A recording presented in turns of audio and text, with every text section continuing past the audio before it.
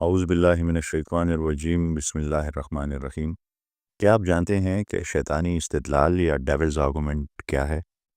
یہ اصطلاح مولانا رومی نے اپنی مشہور کتاب مثنوی معنوی میں ابلیس کے بارے میں ایک نظم سے متعلق استعمال کی ہے، جو ابلیس کے ساتھ ایک خیالی بحث کو ظاہر کرنے والی نظم ہے۔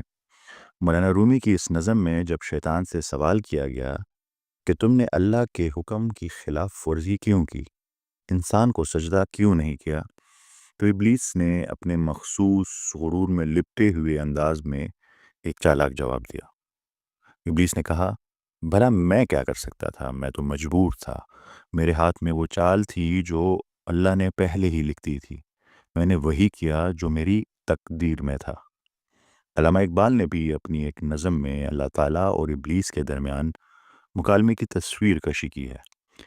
ابلیس اس نظم میں کہتا ہے، اے خدائے کن فکاں مجھ کو نہ تھا آدم سے بیر، اے خدائے کن فکاں مجھ کو نہ تھا آدم سے بیر، آہ وہ زندانے نزدیک و دور و دیر و زود، حرف استکبار تیرے سامنے ممکن نہ تھا، ہاں مگر تیری مشیت میں نہ تھا میرا سجود۔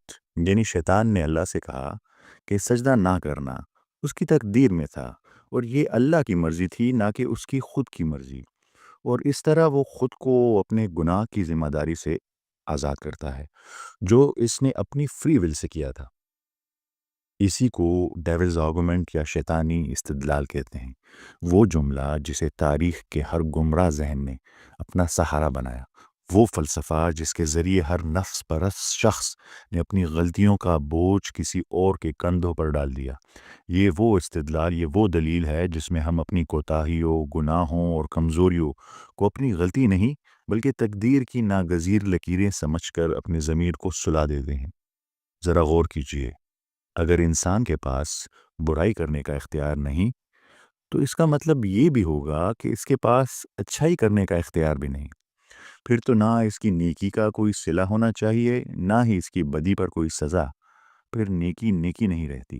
جیسے غنی خان بابا نے کہا، چدے وسط بدنوی سبت سبد خوی توبہ حلد شراب و چه شراب دتا پراتوی چه بوډا شي خوله کړه شپه بیا توبه توبه د سکے آغا خد بدو بدوی د ناکام ہے چه تخکے۔ جب آپ مجبوری سے آپ کے پاس اختیار ہی نہیں اور اچھائی کرنے پر، اس اچھائی کا فائدہ کیا؟ لیکن کیا واقعی ایسا ہے کہ انسان کے پاس فری ول ہے؟ اس کا جواب دینے کے لیے ہمیں ایک بار پھر ریویل نالج کی طرف دیکھنا ہوگا۔ قرآن شریف اس بارے میں کیا کہتا ہے؟ یہاں پروفیسر ڈاکٹر جیفری لینگ کی بات انتہائی اہم ہو جاتی ہے، جو کہتے ہیں کہ انسان ایک ارادی مخلوق ہے اور اسی اختیار کے ساتھ آزمائش میں ڈالا گیا ہے۔ لیکن اس نے ایسا کیوں کہا؟ اس کی تائید کے لیے اس کے پاس قرآن شریف سے کیا کوئی دلیل ہے؟ آپ جب قرآن شریف کو سمجھیں گے تو آپ یہ جان کر حیران رہ جائیں گے کہ ذہانت کی آیات جو ہم نے پچھلی قسط میں پڑھی تھی، اس کے فوراً بعد اللہ تعالیٰ نے فری ول کی آیات کا ذکر کیا ہے۔ گویا اللہ تعالیٰ چاہتے ہیں کہ ہم ان دونوں چیزوں کو ایک ساتھ سمجھیں۔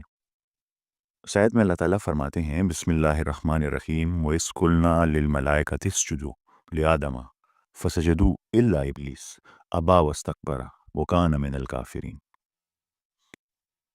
اور یاد کرو جب ہم نے کہا فرشتوں سے کہ سجدہ کرو آدم کو، تو سب سجدے میں گر پڑے سوائے ابلیس کے۔ اس نے انکار کیا اور تکبر کیا اور ہو گیا وہ کافروں میں سے۔ یہاں اسی ابلیس کی بات ہو رہی ہے جس کے ڈیول آرگومنٹ کی ہم نے بات کی۔ وہ ابلیس فرشتہ نہیں تھا بلکہ جنات میں سے تھا، اور یہ اہم کیوں ہے؟ کیونکہ دو مخلوقات ایسی ہیں جنہیں فری ول دی گئی، انسان اور جنات۔ شیطان نے انکار کر کے اپنی فری ول کا استعمال کیا، تکبر کیا، اور یوں گمراہی کا پہلا راستہ کھلا۔ اگلی آیت انسانوں میں فری ول کی وضاحت کرتی ہے۔ اللہ تعالیٰ نے حضرت آدم اور بی بی حوا سے فرمایا، اعوذ باللہ من الشیطان الرجیم، بسم اللہ الرحمن الرحیم، وَقُلْنَا يَا آدَمُ اسْكُنْ أَنْتَ وَزَوْجَكَ الْجَنَّةَ وَكُلَا مِنْهَا رَغَدًا حَيْثُ شِئْتُمَا وَلَا تَقْرَبَا هَٰذِهِ الشَّجَرَةَ فَتَكُونَ مِنَ الظَّالِمِينَ۔ اور ہم نے کہا، اے آدم، رہو تم اور تمہاری بیوی جنت میں اور کھاؤ اس میں سے بافراغت جہاں سے چاہو، مگر اس درخت کے قریب مت جانا ورنہ تم ظالموں میں سے ہو جاؤ گے۔ اللہ کی طرف سے واضح ہدایت تھی، اس درخت کے قریب مت جانا۔ اب اگر انسانوں کے پاس فری ول نہ ہوتی تو حضرت آدم علیہ السلام اللہ تعالیٰ کے حکم کے مطابق عمل کرتے، لیکن حقیقت میں کیا ہوا؟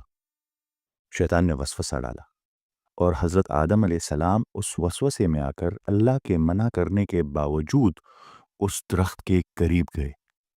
یہ ایک لمحہ تھا، ایک فیصلہ تھا، ایک چناؤ تھا۔ حضرت آدم علیہ السلام نے یہ انتخاب اپنی فری ول سے کیا، اور قرآن شریف کی یہ آیت ہمیں یہی سکھانا چاہتی ہے کہ انسان کے پاس فری ول ہے۔